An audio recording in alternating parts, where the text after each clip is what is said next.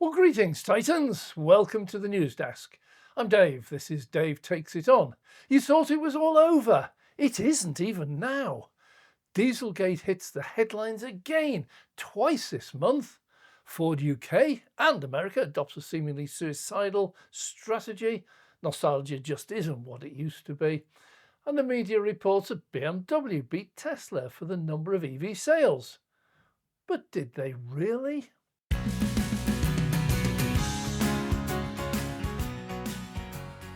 Well, we open with Ford.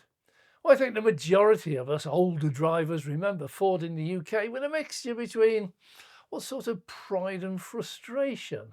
Well, my second ever car, the first was a 1963 Mini Countryman, registration PCM 866, nicknamed Budsy, was a Ford Corsair.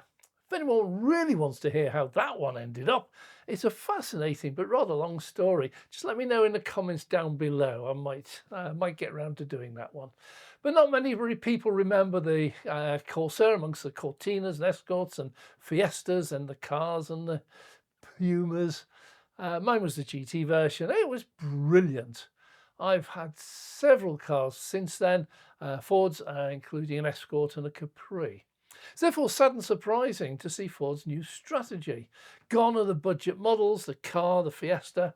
A search now for budget new cars under £20,000 reveals Fords have got none.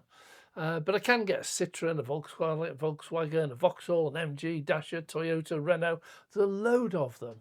But Ford now starts their range at over 26,000.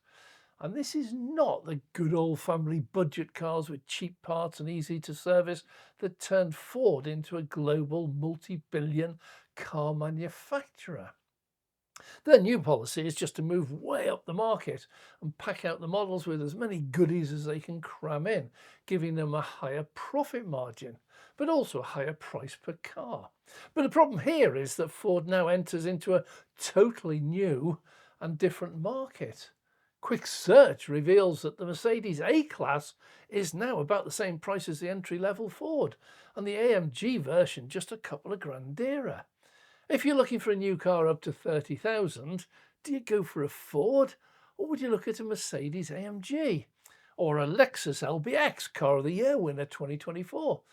And don't even go and look at their EVs. No, seriously, don't go there, because their budget lowest price EV today, 46,000 with the Explorer.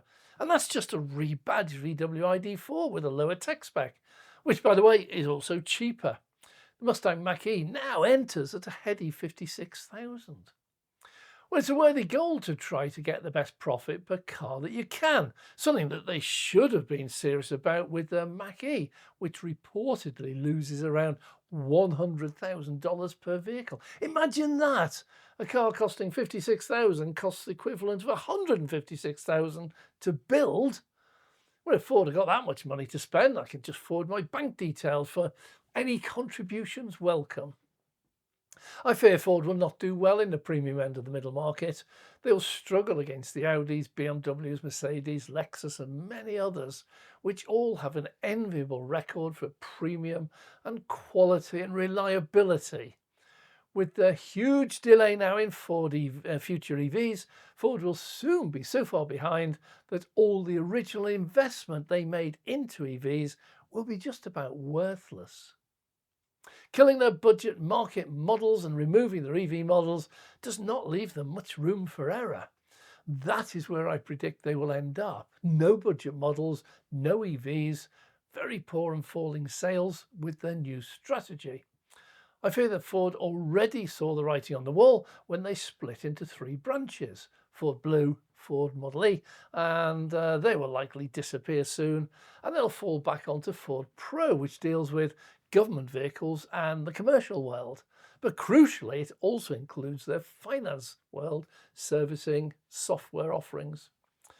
I predict there'll be a fairly rapid decline in sales as the new premium products are not well suited to the new market. There is a good chance they will ditch cars of any sort altogether in the near future in order to stem losses. We're going to stick with ICE for the moment for the second article. The long list of scandals of the ICE legacy auto is probably topped with Dieselgate way back in 2014, 2015, when the manufacturers installed a software program that was intended to identify when the vehicle was actually being tested and then to alter all the settings, leaning out the mixture, retarding the ignition, limiting power to give a totally false figure for power, performance, emissions, economy, which they used then to con the public, their buyers. VW Group got hit probably the hardest, and many other manufacturers just tutted. But one by one over the years, others have been identified as having done exactly the same. The tutting was, I suppose, for getting caught. The latest to get caught is Stellantis, who now find that between 2014 and 2017, they also were fiddling the figures big time. But a deeper dive discovers it's not just fiddling the emissions and economy figures. Now Daihatsu and several others have been caught fiddling the crash test results. Well, details are scarce at this time, but the cars tested are not as safe as the test result states. Add to that the collusion they discovered in the industry between rivals who collaborated and agreed to hold back certain new technology that benefited the buyers but cost the manufacturers extra money. See, if one launched a new tech invention, they'd all have to follow.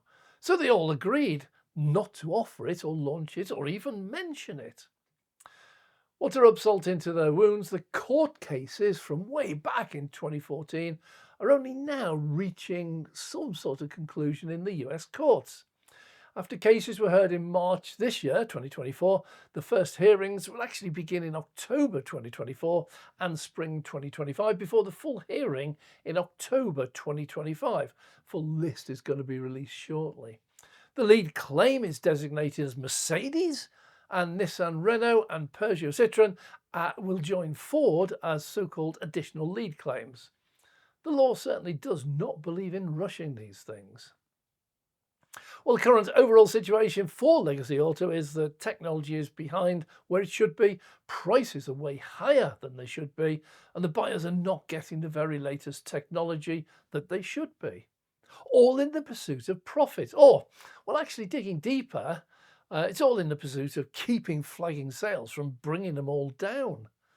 I've said it before. As an analogy, it's like legacy auto are now working really hard on making the best possible mechanical keyboard for their old mobile phone offerings in a world where everyone else has long since moved on and is using smartphones and Alexa. The ICE cars had a really good run, lasting well over 100 years, and they should be really proud of the achievement. The standards for most of that time advanced at a tremendous pace, from men walking in front with red flags, this newfangled car, right up to date to F1 with remarkable hybrid engines at the very peak of power and efficiency, albeit at the expense of reliability. They need 6 engines to get them through 20 races in a season. Unlike the tyres, which last typically around 50 miles before they start losing grip, need changing. But the time has come to move on. But with advances, so we must lose the old ways and old products. We don't any longer burn coal in open fires. We operate currently efficient gas boilers with our smartphones, and shortly we'll all be switching over to heat pumps, which are much more efficient. I'm sure the gas boiler manufacturers are fighting heat pumps, but behind the scenes they're probably gearing up to make them themselves. Legacy auto, just accept your days are over. Let's move on. Well, headline news around the world, BMW beat Tesla. Whoa, one legacy giant who seems to have recognised this is BMW. Quietly, they've been carving out a nice niche for themselves with a clear route forward. Despite shouting out loud about cancelling the European ban on new ICE car sales by 2035, they've concentrated on hybrids and pure EVs, BEVs, with considerable success. No, they're not really beating Tesla, they're miles away from that, but they are doing really well. The 2035 ban on the sale of new ICE cars is still in force, despite a major capitulation from the EU. I have said previously, I did work with the Green Party regarding policy on cars and pollution, and got them to realise that they didn't actually really want to ban all cars. They really wanted to ban the pollution that cars produce. Well, the EU seems to have listened to me. They've agreed that ICE cars will be permitted after 2035 in Europe, provided they use carbon neutral fuels. Well, there's no point banning a vehicle that produces no pollution and no extra CO2. I agree. Nor is it the job of the EU to tell them how to do it. I agree. Just set the standards, let their experts see if it can be done, and at a price that allows them to make a profit. You see, if Lamborghini want to charge an extra £50,000 for a brand new suitably clean engine with filters and catalytic converters that allows zero pollution through, and the owners are willing to pay £5 or more per litre for the special non-polluting, ultra-low emission, carbon-free e-fuel, I'll support that fully. I do not want to ban ICE cars, I just want to ban the pollution they cause, and any additional CO2, which I'm told is bad for us.